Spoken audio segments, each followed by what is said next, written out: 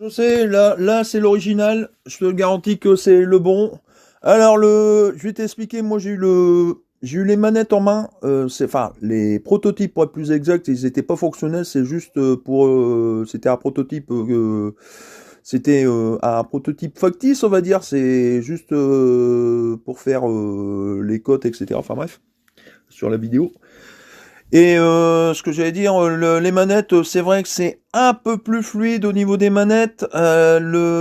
Les manettes, les boutons sont un peu plus larges, mais c'est pas encore ça. La batterie, elle aura une autonomie un peu plus grande et la batterie au lieu d'être carrée, elle sera rectangulaire. Elle sera de normalement 2200 mAh, 3 volts 7 et logiquement aura une autonomie extraordinaire. Enfin, entre parenthèses. Entre 3, enfin, normalement, c'est entre 2 et 4 heures supplémentaires. Ça dépend de quel type de jeu que tu prends, parce que si c'est un jeu assez lourd, ça risque de consommer la batterie un peu plus. Là, effectivement, là, je peux le dire, je suis plus sous contrat, entre parenthèses, j'y pense. De toute façon, c'est apparu, donc il n'y a pas de problème. Et à savoir si les manettes qu'on a sur la Nintendo Switch, les manettes professionnelles sont compatibles sur cette manette-là. Oui, effectivement, ils seront compatibles. Donc, si tu veux changer de, si c'est pas la peine d'essayer de changer de manette. Tu peux garder tes manettes de la Nintendo Switch, donc les manettes Pro là. Tu peux les garder, c'est compatible avec la Nintendo Switch 2. Mais il faut compter, normalement, enfin, quand nous on avait eu le projet, que j'étais dans l'ancienne société, normalement c'était censé être lancé en 2025. La date, on le savait pas encore. Au moment où moi j'ai quitté le machin, je le savais pas encore. Et normalement, le prix de départ c'était de 580 euros. J'espère qu'ils ont révisé à la baisse ce prix parce que 580 euros ça fait quand même cher. Mais bon, ça reste toujours une Nintendo Switch. Donc les jeux de Nintendo Switch pourront aller sur la Switch 2. Les manettes professionnelles de la Switch 1 peuvent aller sur la Switch 2. Bien sûr, les manettes de la Switch 1 d'origine, je ne pense pas qu'ils vont être compatibles. Quoique peut-être que si, mais bon, ça ne servira à rien parce que franchement, les manettes, ils sont trop petites sur la Switch 1. Sur la Switch 2, ça va être un peu mieux, les boutons plus larges, etc.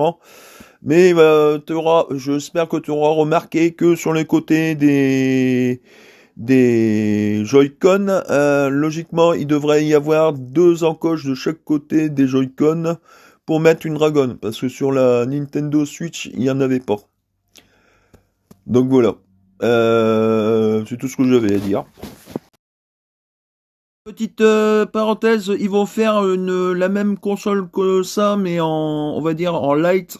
Donc elle sera moins chère, mais elle sortira d'ici 2 ans et demi normalement. Elle est déjà en cours de fabrication, on va dire. Mais t'attends pas des trucs fantastiques, hein. Il y aura quasiment une batterie un peu plus d'autonomie que la Lite qu'on voit sur la Nintendo Switch Lite. Mais ça va être moins cher, mais on pourra pas le mettre sur une télé. Voilà. C'est super, c'est génial. Donc en gros, ils refont la même chose qu'avec la Nintendo Switch, la première version.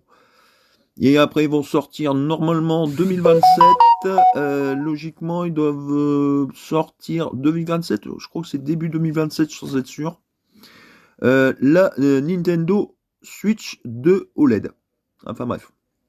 Toujours pareil, le prix exorbitant dès le départ. Enfin bref, ça sera peut-être un peu plus cher que la standard, mais bon.